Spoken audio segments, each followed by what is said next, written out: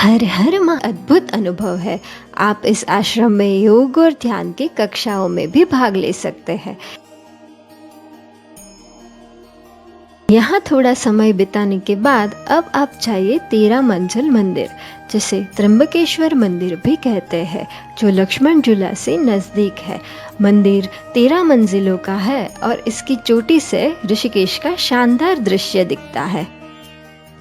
शाम के समय अब आप जाइए त्रिवेणी घाट। यह ऋषिकेश का सबसे पवित्र घाट है, जहाँ 3 नदियों गंगा, यमुना और सरस्वती का संगम होता है। यहाँ शाम को गंगा आरती का दृश्य बहुत ही सुंदर होता है। यहाँ की आरती में भाग लेने का अनुभव अद्भुत है। आप चाहे तो परमार्थ निकेतन आश्रम जाकर भी गंगा आरती का आनंद ले सकते हैं।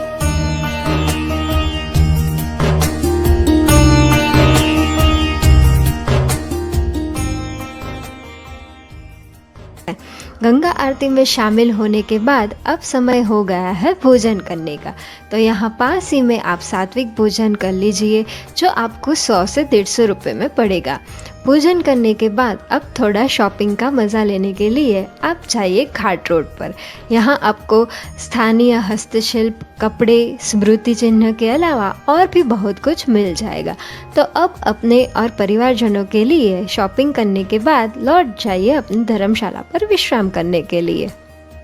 दूसरा दिन, सुबह का नाश्ता करने के बाद जाइए कुछ और रोमांचक जगहों की सैर करने। सबसे पहले आप जाइए नीर वाटरफॉल, जो परमार्थ निकेतन आश्रम से 5 किलोमीटर की दूरी पर है। यह एक सुंदर झरना है, जहां आप ट्रैकिंग करके पहुंच सकते हैं। यहाँ का पानी बहुत ही ठंडा और साफ है।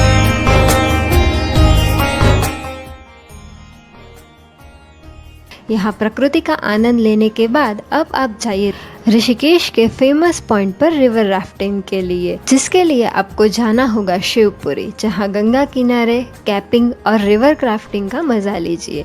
यह अनुभव बहुत ही रोमांचक होता है।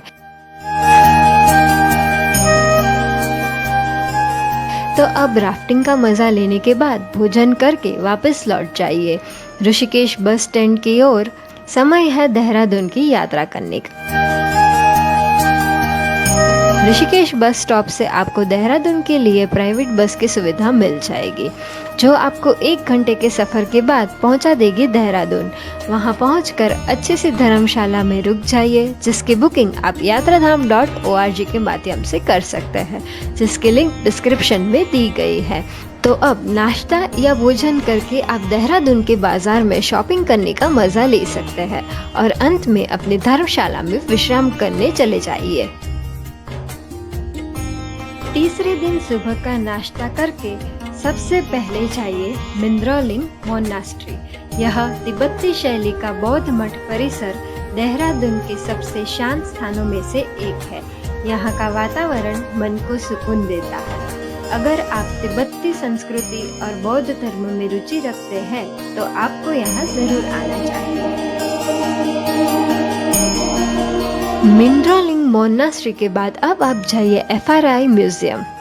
यह म्यूजियम वनस्पति जगह की जानकारी का एक भंडार है। यहाँ आप विभिन्न संस्कृतियों, वन जीवों और पर्यावरण संरक्षणों के प्रयासों के बारे में बहुत कुछ सीख सकते हैं।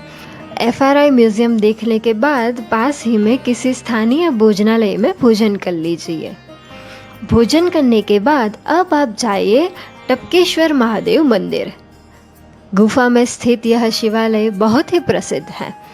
यहाँ मन्नत मांगने और पूजा अर्चना करने के लिए बहुत से लोग आते हैं। महादेव के आशीर्वाद लेने के बाद अब जाइए सफर के आखिरी स्थल की मुलाकात लेने, जो यहाँ से 8 किलोमीटर की दूरी पर स्थित है, गुच्छ पानी, जिसे रॉबर्स केव भी कहा जाता है। यह एक प्राकृतिक गुफा है जहाँ से पानी बहता है। यहाँ का नज़ारा बहुत ही अद्भुत और रोमांचक है। आप यहाँ ट्रैकिंग भी कर सकते हैं।